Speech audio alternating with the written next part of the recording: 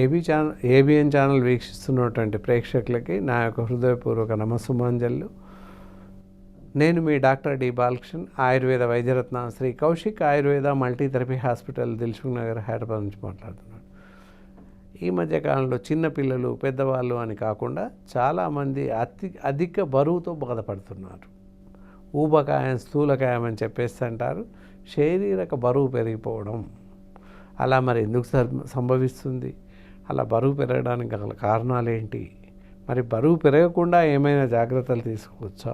అలాగే బరువు పెరిగాక ఆయుర్వేద వైద్యం ద్వారా ఎలాంటి వైద్య చికిత్సా పద్ధతులు ఉన్నాయి, ఏవైనా మందులు ఉన్నాయా? ఇలాంటి విషయాలన్నింటినీ సవివరంగా ఈ కార్యక్రమం ద్వారా తెలుసుకుందాం. మరి బరువు పెరగకుండా జాగ్రత్తలు తీసుకోవచ్చు. ఏ విధంగా? ఇందాక చెప్పినట్లు మనం జీవించే జీవన విధానం, జీవన శైలి సరిగా లేదు అని చెప్పాలి. ఇక్కడ బరువు పెరగడానికి ప్రధాన కారణం ఏంటి అంటే నిద్ర, ఆహారం. సరైన సమయంలో నిద్రించడం లేదు, అలాగే సరైన సమయంలో భోజనం చేయడం లేదు. దానివల్ల అత్యధికంగా బరువు పెరిగిపోతున్నామని చెప్పొచ్చు.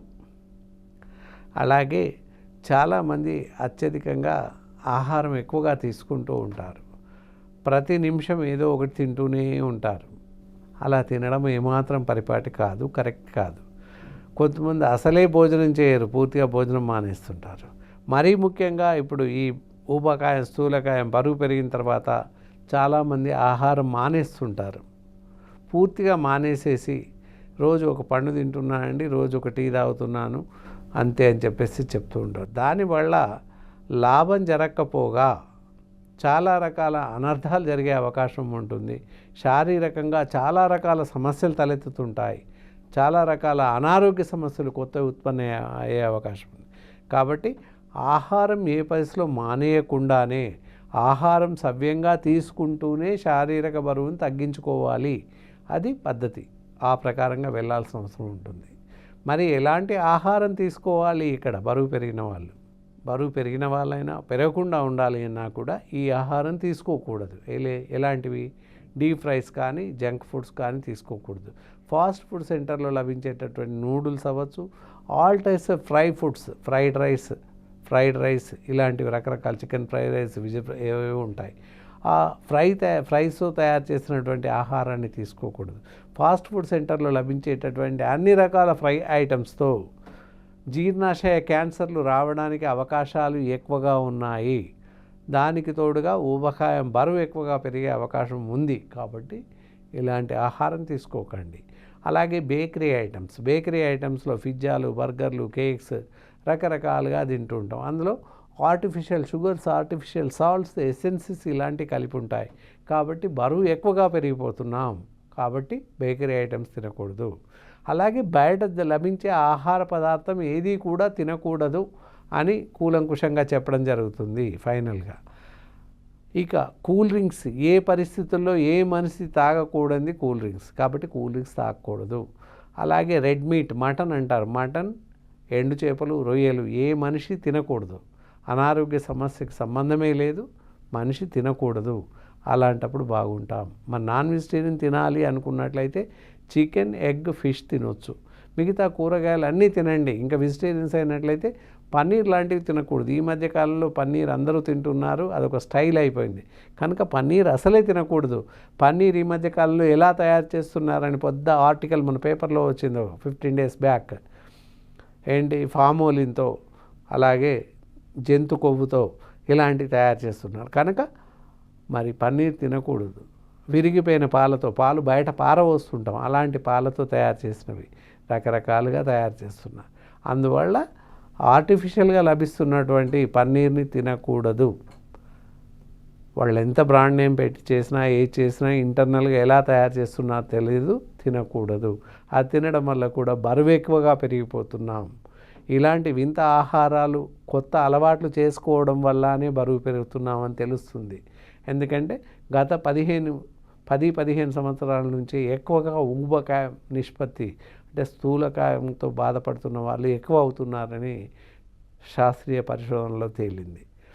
మరి ఇలాంటి ఆహారాన్ని పూర్తిగా మానివేసి సమతుల ఆహారాన్ని, ఎక్కువగా పీచు పదార్థాలు లభించేటటువంటి ఆహారం, అన్ని రకాల కూరగాయలు, పాలు, పళ్ళు ఇలాంటివి తీసుకోండి. దానివల్ల మన శారీరక బరువు కొంతలో కొంత తగ్గించుకోవచ్చు. అలాగే వంట నూనెల ప్రాముఖ్యత ఇక్కడ హెచ్చుగా ఉంది. వేరుశనగ నూనె, పల్లి నూనె అంటారు. ఈ నూనె లేదా నువ్వుల నూనె, ఈ 2 రకాల నూనెలు మాత్రమే వాడండి. రకరకాల నూనెలు ఈ మధ్య వాడుతున్నారు.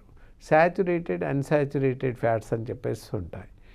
పల్లి నూనె, నువ్వుల నూనెలో శాచురేటెడ్ ఫ్యాట్స్ ఉంటాయి. ఈ 2 కాక ఏ నూనెకి వెళ్ళినా అన్ని అన్సాచురేటెడ్ ఫ్యాట్స్ ఉన్నాయి. అన్సాచురేటెడ్ ఫ్యాట్స్ శరీరంలో కొవ్వుగా పేరుకుపోతుంది. దానివల్ల శారీరక బరువు పెరుగుతుంది. మరి శారీరక బరువు పెరిగినప్పుడు ఇతరత్ర ఎలాంటి అనారోగ్య సమస్యలు తలెత్తుతాయి ఇక్కడ చూడాలి. ఊబకాయంతో బాధపడుతున్న వాళ్ళకి రక్తపోటు పెరగవచ్చు. అలాగే దాంతోపాటు సడన్ షాక్, హార్ట్ అటాక్స్ రావచ్చు, గుండె జబ్బులు రావచ్చు. అలాగే షుగర్ వ్యాధి పెరిగే అవకాశం ఉంది. ఇలాంటి సమస్యలు కొత్తవి తలెత్తే అవకాశం ఉంది కనుక బరువు తగ్గించుకోవడానికి ప్రయత్నం తప్పకుండా చేయాల్సిన అవసరం ఉంటుంది. మరి ఎలా చేస్తే బరువు తగ్గుతారు అంటే, ఉదయం ఒక అరగంట సేపు నడవండి, గంట సేపు. అలాగే మార్నింగ్ బ్రేక్ఫాస్ట్ చేశాక 10 నిమిషాలు నడవండి. అలాగే మధ్యాహ్నం భోజనం తర్వాత 10 నిమిషాలు నడవండి. రాత్రి భోజనానంతరం 10 నిమిషాలు నడవండి. 9 గంటల లోపు నిద్రించండి. ఉదయం 5 గంటలకే నిద్ర లేవండి. ఇలా చేస్తూ ఉన్నట్లయితే శారీరక బరువుని కొంతలో కొంత తగ్గించుకోవచ్చు. దాంతోపాటుగా తప్పనిసరిగా ఆయుర్వేద వైద్యుల పర్యవేక్షణలో మందులు వాడండి, మీ బరువును తగ్గించుకోండి. ఆయుర్వేద వైద్యంలో అద్భుతమైనటువంటి మెడిసిన్స్ ఉన్నాయి. వెయిటెక్స్ మెడిసిన్ ఉంది, వెయిటెక్స్ క్యాప్సూల్స్ ఉన్నాయి. అలాగే డిఫరెంట్ ఫ్యాట్ ఆయిల్స్ అని ఇలాంటివి ఉన్నాయి. ఇవన్నీ కూడా ఒక క్రమ పద్ధతిలో వాడుతూ ప్రత్యేకమైన శారీరక వ్యాయామం చేసినట్లయితే మీకు సరిపడేటటువంటి శారీరక వ్యాయామం కూడా మాలాంటి ఎక్స్పర్ట్స్, అనుభవజ్ఞులైన వైద్యులు మాత్రమే చేయించగలుగుతారు.